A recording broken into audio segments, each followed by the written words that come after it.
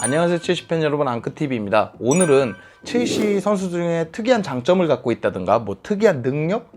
특이한 경력 이런 거를 갖고 있는 선수들을 한번 다뤄봤습니다. 이 영상을 만들게 된 이유 중에 하나는 조르지뉴가 PK 찰 때 참 특이하고 잘 넣는다, 그거에 대해서 분석 영상을 만들어 주시면 어떨까요 했는데, 그렇게 하기에는 조금 심심했습니다. 조르지뉴의 PK만 다루기엔 좀 심심해서 조금 주제를 조금만 틀어가지고 특이한 장점을 갖고 있거나 특이한 능력을 갖고 있는 선수들을 종합적으로 한번 알아보겠습니다. 바로 보시겠습니다.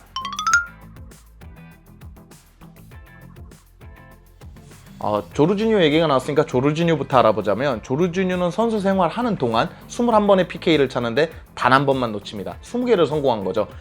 물론 승부차기 기록 이런 건 제외하고 경기 중에 벌어진 PK, 페널티킥 골에서는 거의 성공한다고 보시면 됩니다. 이게 한 번 막힌 게 2017년인가 2017년 우디네세 경기에서 막힌 거 외에는 막힌 적이 없는 선수입니다. 정말 대단한 기록인데, 일명 깡총 페널티킥, 이렇게 깡총 뛰면서 하는 페널티킥은 본인은 영업비밀이다, 얘기할 수 없다 얘기를 했는데 많은 분석들이 있습니다. 저도 만약에 이렇게 영상을 몇 개 봤는데 어떤 장점이 있고 어떤 기술을 사용하는지 한번 알아보도록 하겠습니다. 첫 번째는 저도 봤고 팬레맨도 느꼈던 첫 번째 장점은 밑을 보지 않습니다. 물론 이렇게 공을 내려놓는다든가 이럴 땐 밑을 보지만 찰 때, 그러니까 이렇게 달려가면서 찰 때는 절대 밑을 보진 않아요. 근데 이게 굉장히 어려운 기술이랍니다. 아자르도 이렇게 하는 게 있는데, 조르지뉴는 오직 골대 혹은 골키퍼만 바라보고 슛을 찬다는 거예요. 이게 방향을 읽을 수가 없거든요. 골키퍼가 예측이 안 되는 거죠. 그것 때문에 굉장히 많은 연습도 필요하거니와 예측하기가 어려운 거죠. 선수 자체가 예측하기가 어려운 거기 때문에 이런 장점이 하나 있고요. 두 번째는 방향을 모른다는 겁니다. 선수 몸 혹은 디딤돌, 아니면 몸이 약간 이렇게 틀어져 있다든가 발의 모양, 이런 걸 보고 골키퍼가 분석을 하고 뛰는 거거든요. 그러니까 국내외적으로 이런 말이 있습니다. 조르지뉴의 킥력이 그렇게 세지 않으니까 보고 뛰면 안 돼? 미리 뛰니까 얘가 반대 방향으로 차는 거니까 보고 뛰면 안 돼인데, 이게 점프를 뛰면서 모든 게 무너져 버립니다. 보고 뛰려고 그러면 예측을 하고 뛰어야 되는데 점프를 하고 차버리니까 방향, 디딤발 이런 걸 전혀 모르는 상태로 그냥 놓칠 수는 없잖아요. 그러니까 뛰어야 되는 거죠. 그러니까 보고 뛰려면 조르지뉴는 그거에 맞춰서 반대 방향으로 차면 되는 거고, 예측하고 뛰면 또 조르지뉴가 예측하고 찰 수 있어서 성공률이 높을 수밖에 없는 거죠. 이런 장점들을 보면. 그리고 세 번째는 자신감이 있습니다. 선수 자체가 연습을 많이 했다는 것 때문에 페널티킥을 많이 보신 분들 혹은 페널티킥을 이제 경기 중에 접하신 분들이 대체로 놓치는 선수들을 느끼는 게 뭐냐면, 주춤하는 선수들이에요. 주춤하는 선수들. 그러니까 속이려고 주춤하는 거 말고 선수 자체가 자신감을 잃어서 주춤할 때 많이 막힙니다. 대표적인 예로는 첼시와 미넨의 챔피언스 리그에서 슈바인스타이거가 약간 주춤합니다. 그때 막히거든요. 그렇기 때문에 그런 거를 놓고 보시면 조르지뉴는 그런 게 없어요. 그러니까 점프 뛰는 걸로 타이밍을 뺐을지언정 주춤하는 모습이 없기 때문에 확실히 페널티킥의 자신감, 오랜 연습을 통해서 자신이 익힌 것과 자신이 페널티킥에 잘 찬다라는 자신감이 붙기 때문에 이런 결과가 있는 것 같습니다.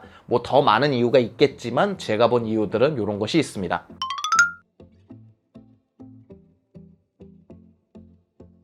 아스필리쿠에타는 참 신기한 선수기는 해요. 원래 왼쪽 풀백을 보는 선수가 아니라 오른쪽 풀백으로 영입이 됐는데, 영입 당시를 보시면 네임밸류로 보거나 실력으로 보거나 엄청난 선수들이 양쪽에 이게 포진되어 있습니다. 원래 아스필리쿠에타가 양쪽을 못 뛰어야 정상이에요. 이바노비치와 애슐리 콜입니다.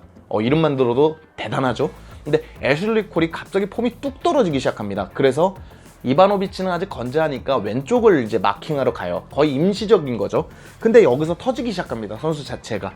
그래서 라리가의 최고의 풀백이라고 영입했던 AT에서 왔던 필리페 루이스를 밀어내고 닭주전이 돼버려요. 그리고 우승도 했고. 이 정도로 괜찮은 왼쪽 풀백이 됐는데 또 오른쪽에 이바노비치가 무너지기 시작하네요. 그래서 오른쪽으로 갑니다. 그러니까 좌우 풀백은 일단 되는 거예요. 근데 콘테 감독이 들어오면서 윙백으로 쓰고, 그러니까 모제스를 쓰고 이런 식으로 하고, 이쪽에는 3백을 구성을 하면서 이렇게 되면 조금 수비적인 공격력이 이제 극대화되지 않는 아스필리쿠에타는 조금 어려지겠다. 마르코스 알론소, 모제스, 그리고 3백에 들어가야 되는데 이게 또 3백으로 들어갑니다. 아스필리쿠에타가 3백으로 들어가는데 또 여기서도 잘해요. 그러니까 왼쪽, 오른쪽, 중앙 다 되는 거예요, 이 선수. 이게 왼쪽 되니까 오른쪽도 되는 거고 중앙도 되는 거 아니냐, 이렇게 쉽게 얘기할 수 있지만 굉장히 어려운 겁니다. 멀티 자원이 된다는 게 그냥 멀티 자원이 되는 선수들이 있거든요. 포지션만 메꿔줄 수 있는 선수. 근데 아스필리쿠에타는 다 성적을 냈습니다. 왼쪽에서도 우승을 한 적이 있고 오른쪽에서 우승한 적이 있고 중앙에서도 우승한 적이 있습니다. 그 정도로 계속 성적을 내기 때문에 확실히 재능과 멀티성과 성실함까지 갖추고 있는 리빙 레전드라고 볼 수 있습니다. 게다가 지금 주장 역할도 해주고 있고 이 맏형 역할도 해주고 있고 뭐 이런 의미로서의 멀티도 하고 있기 때문에 굉장히 우리로서는 너무 좋은 선수죠.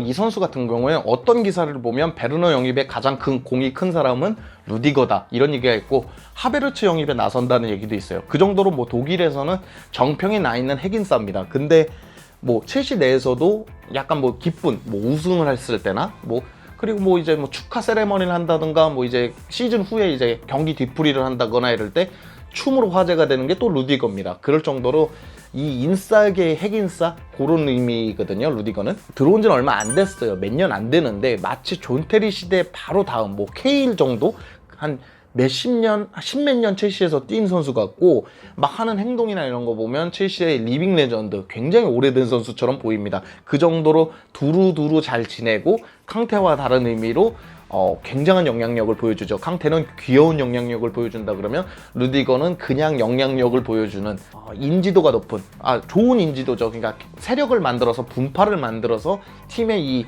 균열을 일으킨다던가 이런 게 아니라 그냥 좋은 영향력을 보여주고 있는 좋은 선수라고 볼 수 있습니다.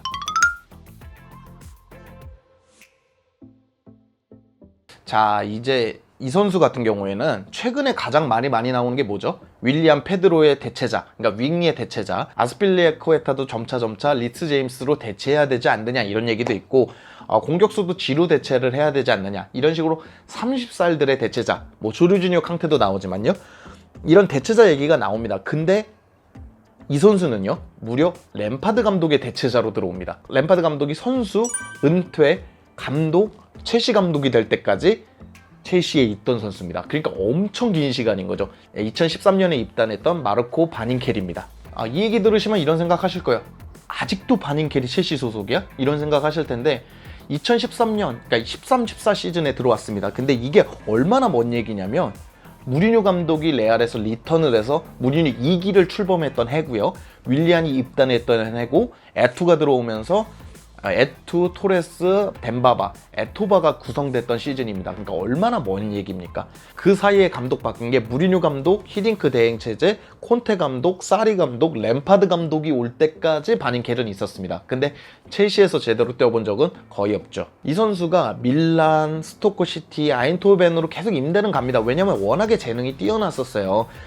처음에 시작은 공격형 미드필더로 시작했지만 뭐 박스 투 박스도 굉장히 잘하니까 그야말로 램파드처럼 센스 있고 킥력 좋고 막 이런 선수를 기대했는데 이게 무릎 부상도 그렇고 이게 부상으로 계속해서 좌절을 합니다. 그러니까 잔부상이면 그나마 어떻게 뭐 성장을 할 수 있겠는데 계속해서 뭐 2달, 3달 끊는 큰 부상을 입어버리면서 선수 자체가 92년생이거든요. 시간이 계속 딜레이 되면서 선수 자체가 성장이 완전히 멈춰버린 그런 선수입니다. 근데 이게 또 재계약 소식이 나옵니다. 왜죠? 3년 재계약을 하고 보냈었어요. 왜냐면 팔 수도 있으니까 뭐 기간이 짧으면 금액을 많이 못 받으니까 그랬는데 이젠 92년생이기 때문에 성장도 뭐 거기서 멈췄다고 봐야 되고 정말 빅클럽으로 팔거나 좀 괜찮은 클럽 돈을 제대로 지불하고 팔 수 있는 클럽에 팔 수 없는데도 첼시가 재계약을 하려는 소식이 있어요. 왜냐면 2020년까지거든요. 그렇기 때문에 그런 소식이 있는데 글쎄요. 저도 바닌켈에 대한 기대감이 있었습니다. 하도 넥스트 램파드라는 얘기를 많이 들었기 때문에 이 바닌켈이라는 선수 자체에 기대감이 있었지만 뭐 경기를 제대로 봤어야 아니면 뭐 한 시즌을 제대로 보내봤어야 이 선수를 평가를 하는데 정말 전설의 포켓몬이었다라는 얘기만 하고 그냥 다른 데 가서 참 잘 됐으면 좋겠어요. 아직 92년생이면 물론 보여줘도 한참 전에 보여줬어야 될 나이기는 합니다. 손흥민 선수하고 동갑이고 저랑도 동갑인 거니까 한참 전에 보여줬어야 되지만 지금이라도 좀 대기만성형으로라도 다른 곳에서 큰 모습을 보여줬으면 좋겠습니다. 첼시는 지금 미드필더가 너무 과포화해요. 그래서 안 그래도 뭐 길모어나 켈레거나 자리 못 잡을 수도 있다는 얘기가 나오는 판국에 바닌켈을 우겨넣지는 않을 것 같아서 아무래도 좀 첼시와 인연은 이제 거의 다 끝나가는 그런 첼무원이었다. 무려 7년이면요. 아자르가 7년 있었고 지금 윌리안이 7년 있었습니다. 뭐 재계약을 하면 더 있을 수도 있는데 그 정도로 개월 수만 보면 물론 임대간 시즌을 쳐도 되느냐 안 되느냐 뭐 논란은 있겠지만 어쨌건 첼시라는 소속으로는 7년이기 때문에 굉장히 긴 시간 있었던 그런 첼무원이라고 볼 수 있습니다.